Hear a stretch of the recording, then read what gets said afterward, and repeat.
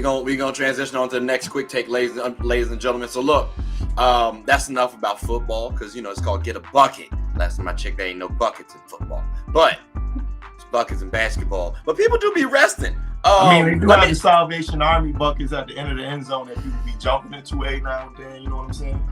Touchdown. Or you Philly ski mask. There's no buckets for scores. It's not transitioning. It's not translating to scores. But look, people aren't scoring too much either in the NBA when you look at it because they resting too damn much. And you got so many doctors nowadays. And when you think back in the day, there was one team doctor, maybe a strength trainer. They had a lot more practicing, and it was a lot harder practices. There were more back-to-backs. Should we be resting players now? Is that an issue for you guys, Freddie?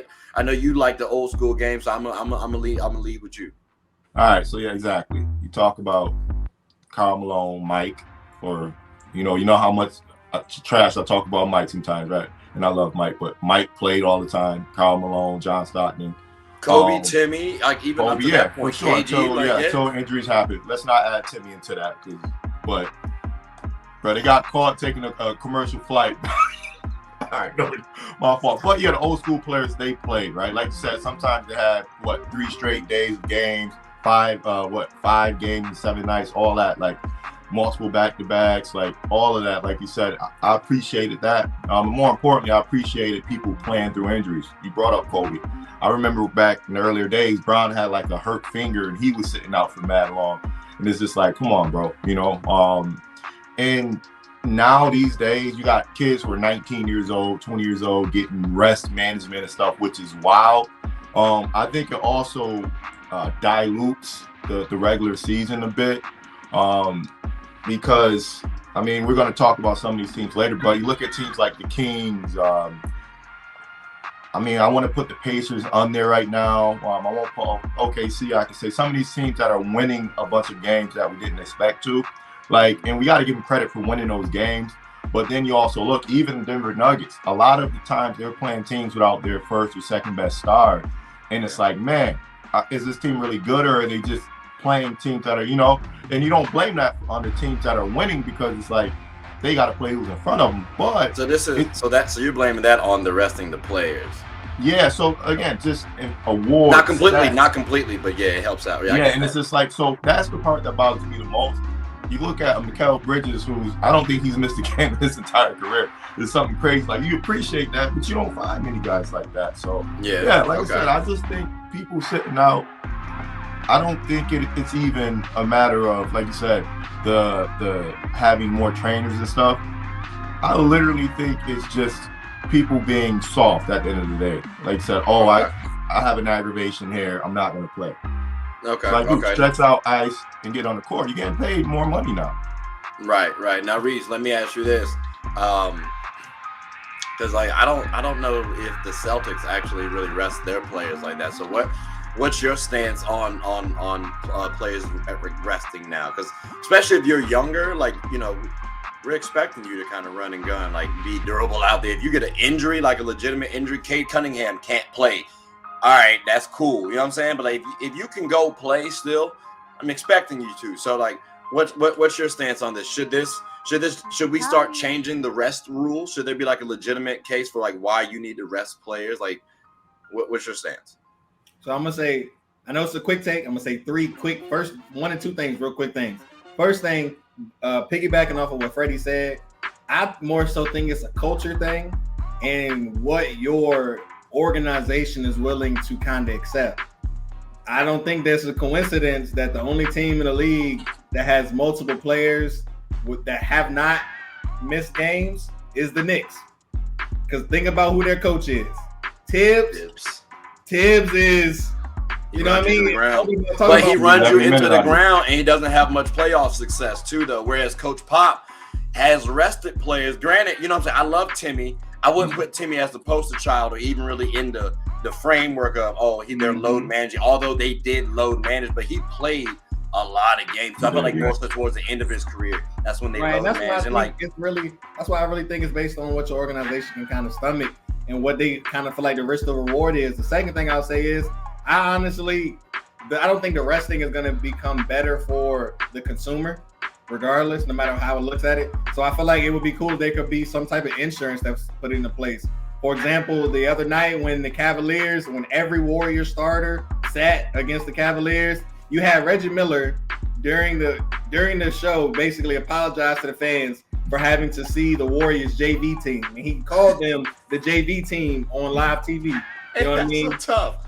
I mean, but it's true though. It's true. But like, so is there any, I guess, because I got to look at it from a player standpoint too. Like I for example, I was looking at the 76ers playing the Kings, and you know they took out Joel Embiid and James Harden last minute. I'm like, damn, that's kind of tough. But maybe they do need their rest. I mean, at the end of the day, they're human. I just saw one of my homeboys play 4 quarters and he was tired, but he's not a professional. To that trade, can I say this? Because if the schedule was still how it used to be, like now, like this year, I'm honestly not crazy about the home and home matchups where you play the same team back to back.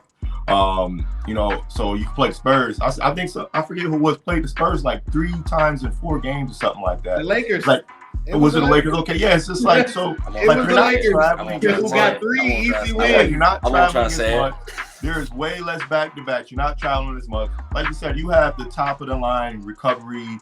You know, this stuff Amari used to wear, like you put those like sleeping bags on your legs, stuff like that. We have the stuff to get you back to 100% the next day. I don't know. I feel like it's tough just to give these players a break if they're not really hurt. Speaking to the consumer piece, right, Trey?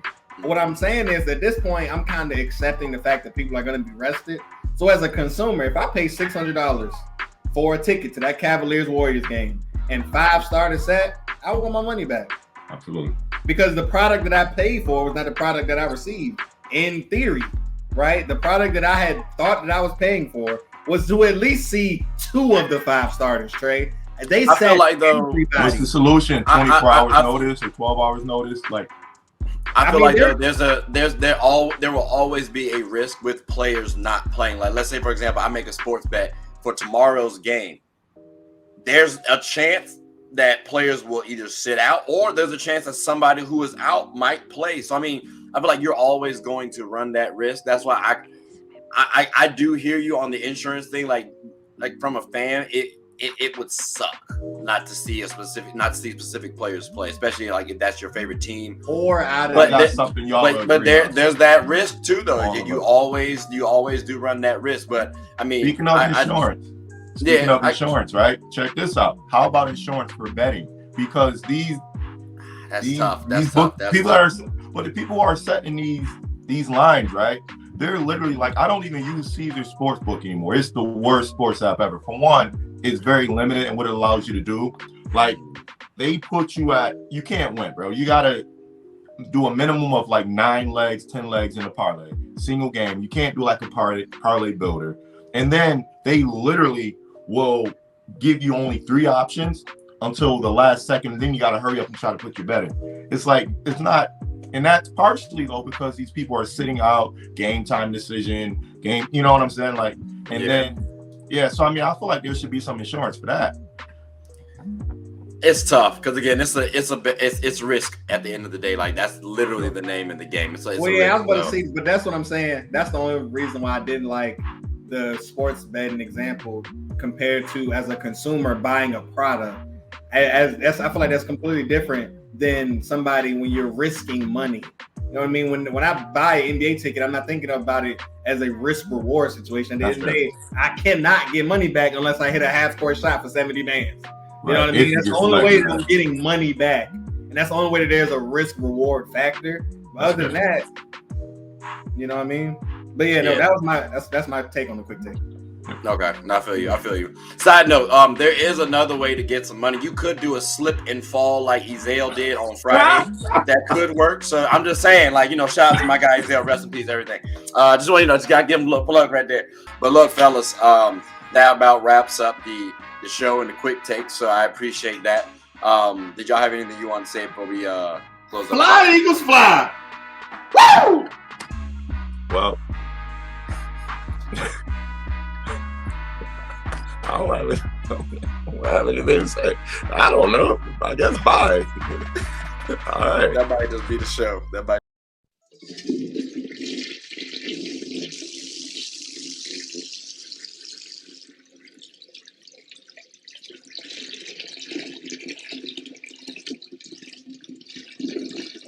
I did not know you guys were still here.